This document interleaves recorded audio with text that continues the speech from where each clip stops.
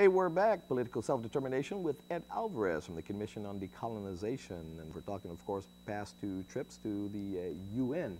Ed, the end of the day, where do we go? We know that what you talked about earlier, a national, international campaign using celebs to try to get the word out there about our plight and other territories' plight. We know there's got no money. There is an intent by Congress to give money to the Department of Interior for our education process to the tune of $250,000. We know that won't even buy a second in the Super Bowl. We know that's definitely not going to get any ground in trying to buy media ads and all this. Where do we go? How do we fund this? Please. As I said earlier, the first thing we got to do is raise the interest here. Okay. But then also simultaneously the commission has to be activated, the board, and so that's all the panel the members have been chosen already. So I think we need to first convene the commission, the board of commissioners, so that we can begin the official business of the effort. Well, Ed, let me go back to this because we need to buy into this ourselves first before we start selling it outside of Guam. Do you intend to go into the schools, the workplaces, hospitals and things like that, and talk about the importance? How do we plan to do it here on Guam to get a grip? Because once you start doing it, you're going to have opposition, not necessarily on the 3 statuses. You're going to have opposition because we're already having opposition about maybe a 4th option or another kind of option that the UN doesn't even recognize. But how do we go about that? Knowing that you're going to have opposition regarding that and wanting to keep the status quo. We're going to have to expect that there will be other options out there that people want to pursue.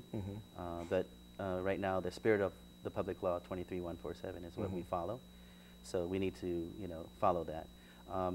So the commission needs to be convened. All right. Then some very fundamental pieces of information need to get out to the public. The first of which is that this effort is not something that we're fighting for. This Chamorro-only vote is something that was given to us.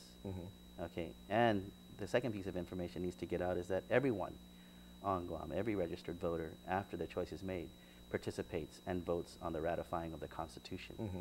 So that's a piece of information a lot of people aren't aware of. They think that it's only Chamorro all the way, but it's not. It's not. Everyone on Guam eventually gets to vote on the Constitution. Well, on a Constitution, yeah. I mean, because eventually, once you get a Constitution, you establish your political destiny. You get a Constitution. It's crafted by its residents. Its citizenship, and it can only be amended by its citizenship.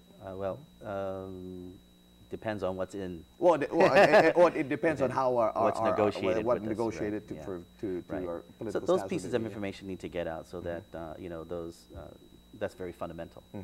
And then the next thing is, of course, to continue the work of the commission. I am going to meet with the task force members. They've been at this effort for 14 years. They exclaimed to me that they have a presentation ready for an education program. So I'll be reviewing it in the next week or 2 to see, what is it actually contained in each education program for each status option. Now, you're talking about convening the commission. How close are we to getting a full commission now in place to be able to have quorums in every meeting? Because that was the problem in the past is having quorums in every meeting. Right. Well, like I said, all the commission members have been chosen. Has been chosen, right? We just need to have the first official meeting, and then that effectuates the. And when is that going to take place? Shortly after the governor returns. We've talked about that. We know we need to convene it. It's already July. And we need to convene it to start. Now, in your estimate, and I know Governor Calvo was definitely looking forward. He was pushing for a 2012 election for a plebiscite. In all reality, in all things that need to be done, when you came back and you had to report to the governor and you had to tell the governor, I don't think 2012 looks like a date that we can do this. In your estimate, in what you plan to do and the education process and international national media, when do you think, what's the earliest you think we can have a plebiscite vote here in Guam? Yeah, personally, I feel if everything falls into place, then the last quarter of 2013 or the beginning, no later than the first quarter of 2014. Or That's assuming everything goes well. Or maybe even push it to the next gubernatorial vote.